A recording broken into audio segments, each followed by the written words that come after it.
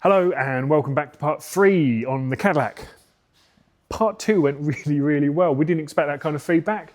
Something like 32,000 views in a week. So thank you very much. Our second most popular video. Yes, it's been a little bit of a nightmare. Quickly to answer a couple of questions. No, it's not junk. Yes, it's perfectly salvageable. What the customer chooses to spend his money on is his choice.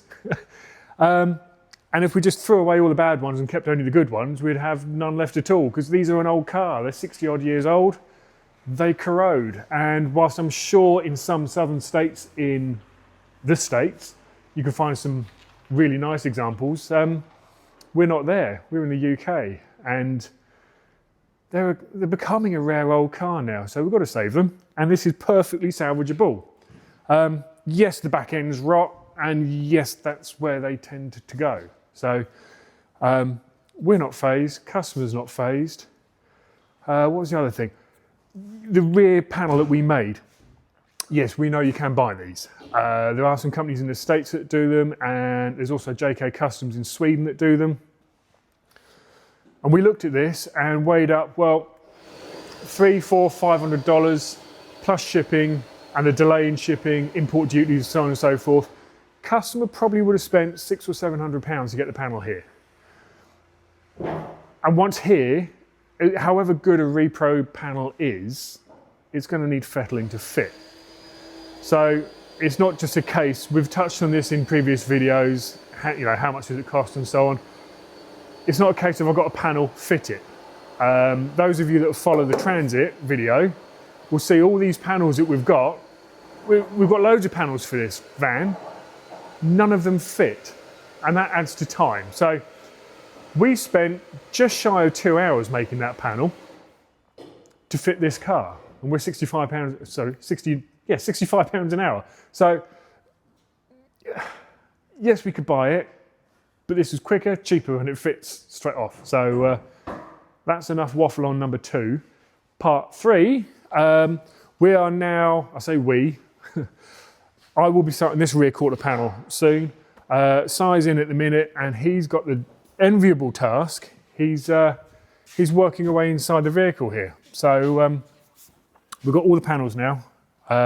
If we swap around, Lou, I can open the door and you can have a better look. Or you can do that, either or. So we've got the panels now. So Si's busy in here cleaning out years and years of sound deadening, underfelt, surface corrosion, washing machine sides riveted in, etc, etc. So in this video, we're not going to go quite as long, quite as in depth, but we're focusing now on getting the inner structure done, floor pans all in it, seat pans in it, and I'll crack on with this rear wheel arch as well. Heading towards getting this into paint. As we started off saying, the rear section of these Cadillacs is where they fall apart. And yes, any old car can have corrosion further through, but it all looks really good. Customer's fully informed, customer calls all the shots, and we're not stripping the rest of the car. We're focusing on the areas that we know are bad, and then we'll take care of all the other little bits and pieces that the car originally came in to do. So pushing forward with this now, we'll get the GoPro in there. Won't bother Si too much, cutting in and out, telling him to stop so we can shove a camera in his face. But we'll get the GoPro in there as he progresses and see how this moves forward now in part 3.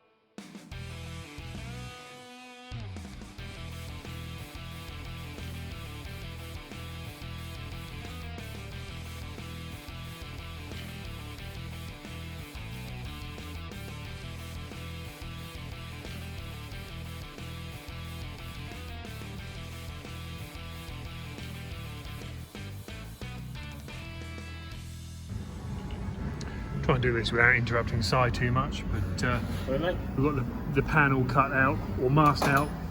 Yeah. The panel that comes across, as we say, we've got the floor pans in from JK Customs and they're superb. They're really, really good to start with though. They're a starting point. They do need trimming up and making to fit. It's not a case of just out the box and into the car. So I spent a fair bit of time now getting this panel all trimmed up to shape, dollied and dressed to fit the car that we have in front of us. That's all masked out, templated out, and the rotten section's about to come out.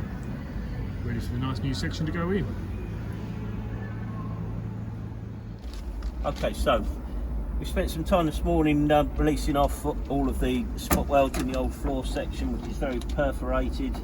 We've lost huge sections of structure through on this section. Going to have to build up something here. We can see this is quite perforated.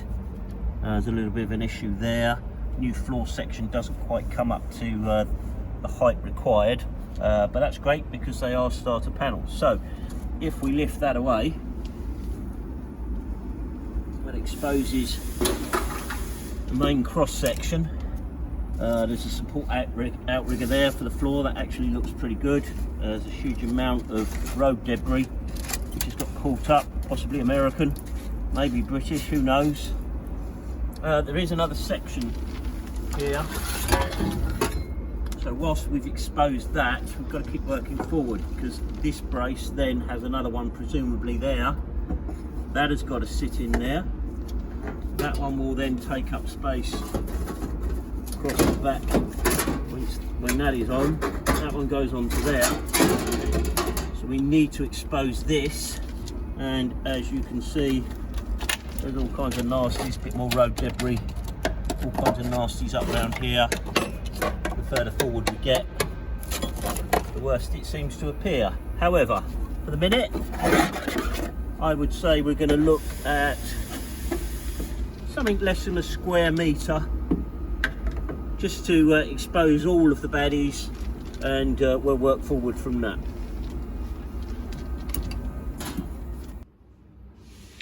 Okay, if you've been following along, you'll see that size really cracked on now, and the rear section of the floor pan is in and repaired all the way around.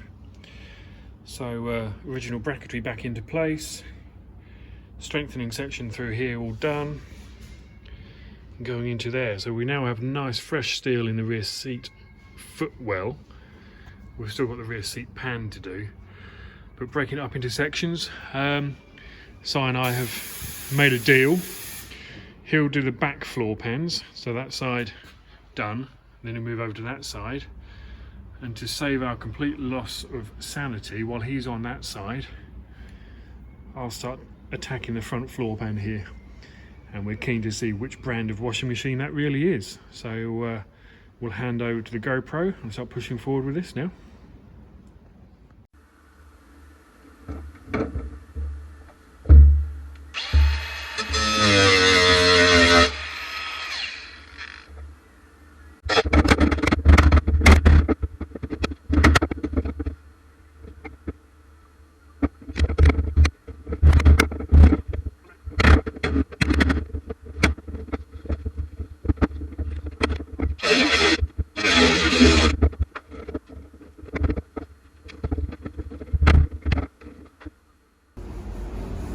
Okay, we'll cut straight back in with a bit of video going on down in here, because that was, I don't know if better or worse than expected really.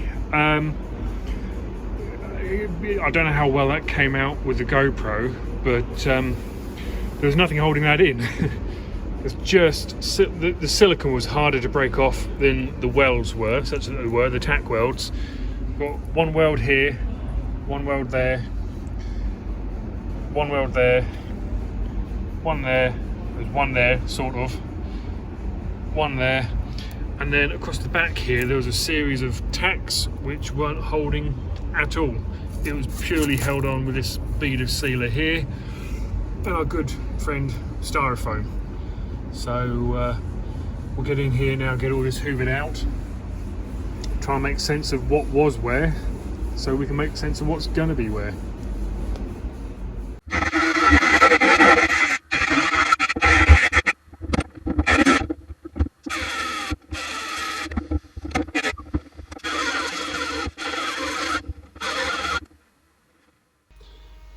Okay, we've now pulled out all of the expanding foam that was down in this corner, and it doesn't get any prettier. So what we're going to do now is just going to duck down underneath the car and show you some more of what we've found going on.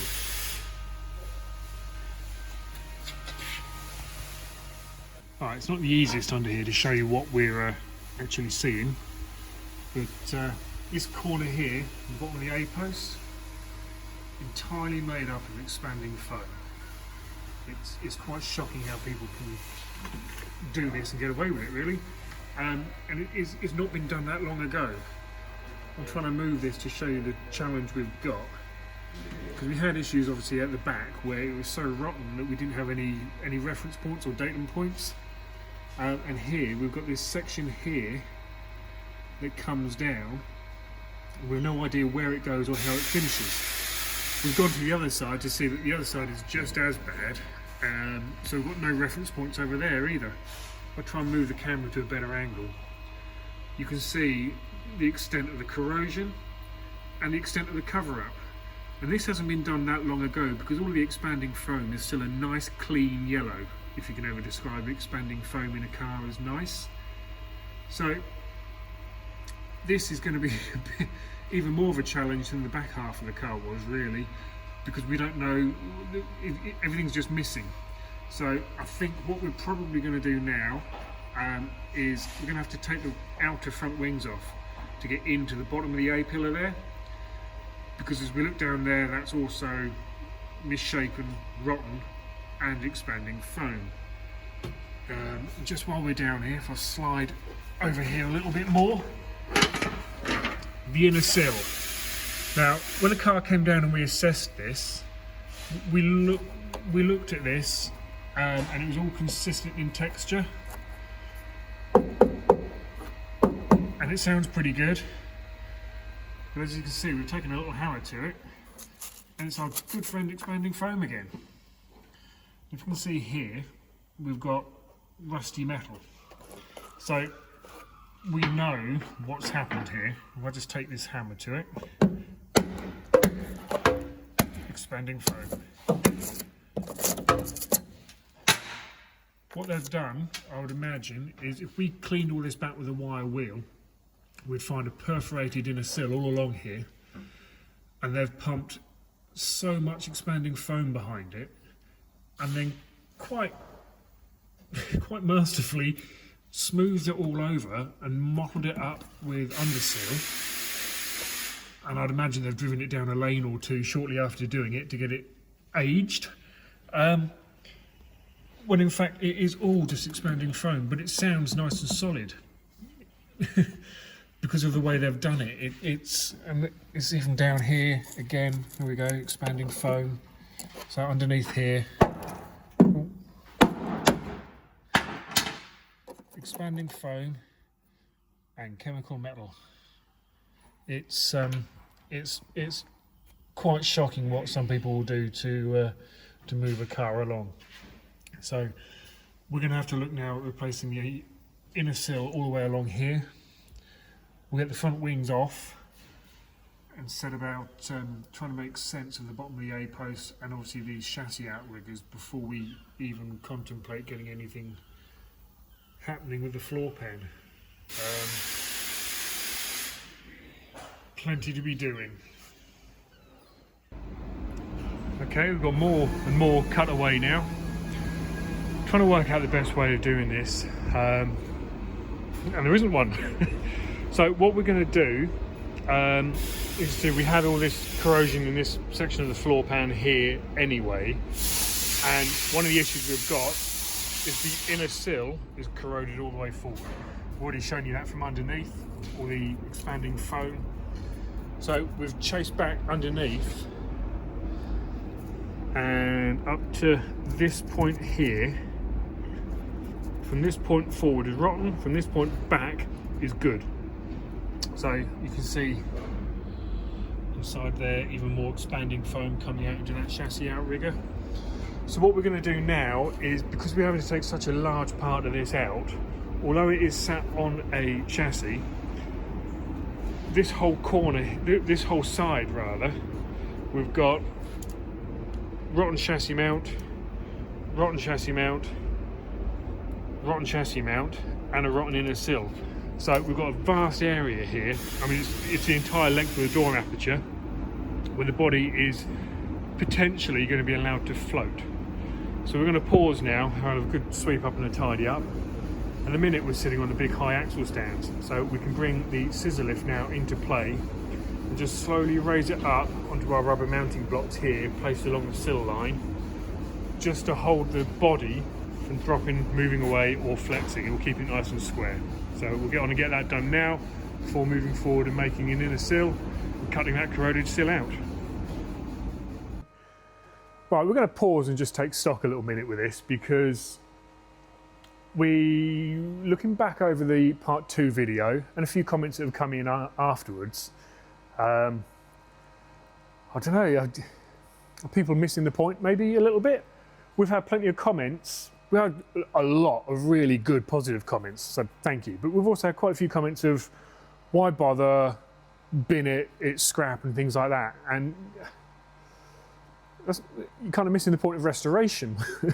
If there weren't issues, it wouldn't be restored. And don't get me wrong, there's a lot going on in here, and we're really appreciative of having a very understanding customer who's taking this bad news really well.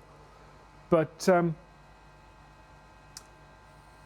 abandon it and find a better one. Well, we saw, if you go back to part 1 of the video, the car looked really nice. It's a nice looking car, and all this stuff has been really well hidden. So, I mean, let's pretend we throw this away and go and get another one.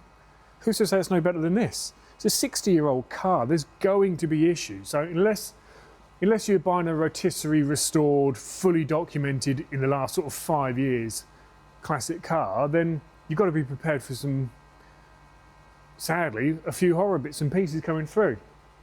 So there's plenty of bits going on in here, but there's nothing that we can't overcome. Providing we keep the customer informed all the way through, which we are. I mean, Davey's been fantastic with this. We have regular conversations, keep him in the loop, and he dictates where we go and how far we go and where we draw the line. But so yeah, just if you disagree or don't like what's going on here, then please, polite request, move on. You know, this is someone's pride and joy, and they're very much committed to making sure that this is around for a good many years to come. So I think that needs applauding rather than snidey criticism and comments, but such is the internet. Anyway, that aside, back into the car. We'll cut through in a minute and I'll overload some footage from coming the other side, but these are quite a complex little... Okay, if I go back a step actually, a lot of times people assume, well, it's on a chassis, so the body's just making the chassis look pretty. The body has to have strength in it as well. And as we've seen, there's some outriggers here going across to the chassis which aren't attached to anything. This whole corner has essentially been allowed to float had it not been for the expanding foam. But within here we've got an outer sill, and I didn't realise with these until I've cut this one apart now that there's an inner sill with this and a centre membrane sill, which quite a few British cars of the time had as well. And when I'm working on my 57 up there, the company 57, that's an inner and an outer sill. There's no centre section in between. This is a bit different. So what we've just made up quickly, the outer sill, inner sill rather, incredibly straightforward and simple. And then the centre section of the sill is a little bit more involved. So before we set about getting these installed now, the way this goes together, had I been better prepared, I would have had some mole grips here to clamp it all together. But what we're basically looking at is inner sill, centre membrane spotted together, and then this drop down little lip here for the outer sill to attach to. So the outer sill will attach here, come around and attach onto there. So all of this will get into place, and then from that point, the outrigger is here, and the one that's been cut out here are welded into place along here, and then the floor pan goes back on. So we're still working out a few bits and pieces up the front corner here, so we'll have the outer wing off shortly to repair the bottom of the A post, because we know that down here's got some issues as well. So yeah, we're finding more than we had anticipated finding. That's restoration, that's real world restoration. So we'll carry on now. Won't be too long before we wrap this video up, because yet again we're marching on into a lengthy video. So we'll try and get this section wrapped up and call it time on the video. Okay, pushing forward, as I said, we've taken the wing off, given us some access. Just while we're here, I mean, the size of it, it's yeah, that's going to take as much paint for that one wing as a regular car would. So anyway, that's much further down the line. Back in here now with the car then, we've been online and got some references from JK Customs. He's got some great photographs online which give us a clue, thankfully, because that's what this should all look like, and that's what it does look like. So that section was on there, sort of patched over and on there. So we've got this out of the way. This piece here, we've actually got that coming in from JK Customs. This section here.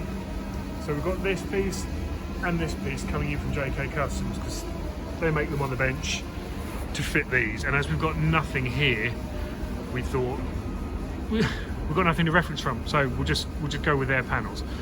What we do know from the imagery though that he's provided is this section here carries on to the inner sill. So we know, looking down here, that we are good to get our inner sill and centre membrane sill in up to the closing point of the outer sill here. So we can get all of this in, which gets the strength back down there, and then we can start working on chassis outriggers, getting those on towards building with the floor, while we wait for these little pieces to come in at the end here. So we'll push forward now, crack on with that.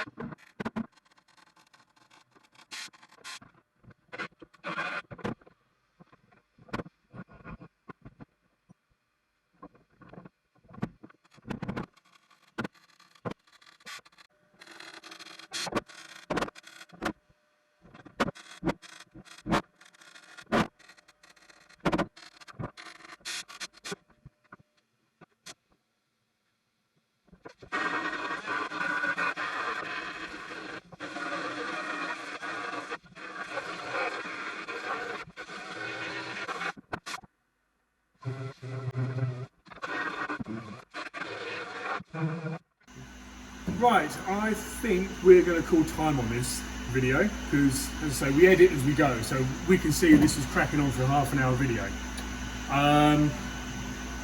But I think we've done quite a bit in that time. It's obviously been more than half an hour. Si's been really busy here. We've got both rear floor pans in now, so that's all been cut out. A pan in each side, seat mounts, braces are all done. This side, sorry, your side, Lou, over on the passenger side there, we've not finished the floor pan off like we have on the driver's side, because what we found was Si's put all this in, and then as we've gone forward, we found because the inner is so bad, we've had to come so far back, we ended up cutting this back out again. So we've left that side a little bit exposed until we get all the inners done. We've got one rear seat pan in, which went in, that's gone in pretty damn nice actually. There's nothing available specifically for the 5960 Caddy, but being a General Motors product, they shared a lot of panel work with Chevrolet and Oldsmobile. So we found out through various forums online that a 5960 Impala runs the same sort of floor pan. So they're 5960 Impala floor pans in the back there, and they've actually gone in, sorry, seat pans, but they've gone in real nice. So we've got the same obviously to do on this side, but that's kind of plain sailing now. Forward of it, we still have some challenges ahead of us. Can't get too excited, this is just sitting here, but if we take that out of here, you can see we've still got a lot of work to be doing down in this corner. Now, we were going to go sort of complete the welding work in this video, but realistically we've still got a long way to go. And at the time of recording, we received yesterday from JK Customs these panels that I was talking about that go up at the front. I'll overlay a bit of footage here as to where they go, but we've got these lovely little panels have come in from JK Customs, so that will allow us to now push forward with this front corner. What's going to be a challenge, and still a little bit of head scratching going on, is, I don't know if you can see from there, Lou, but there's the chassis outrigger, and off the chassis outrigger should be a floor brace, floor support, which is here. Well, I say it's here. What's left of it is here. Let me get that under the light for you. So that's a mess, and there's quite a few different heights. We've got some bits to work out there and bits to make. Unfortunately, this appears to be quite different to the other GM vehicles, the Chevy and the Olds, sorry, Pontiac as well. So I think we're going to end up having to make something here. But that will be for part, I've lost count, the next part. So we're going to call time on it now. It's she's been a challenge, but it's been an interesting and fun challenge, helped by the fact that we've got a great customer with this car who really does appreciate and understand what's going on. So thanks for watching the plumes of orange dust going everywhere, and hope you found it interesting, and tune in soon for the concluding part of the metal work, and we can head towards some nice shiny red paint one day soon, hopefully.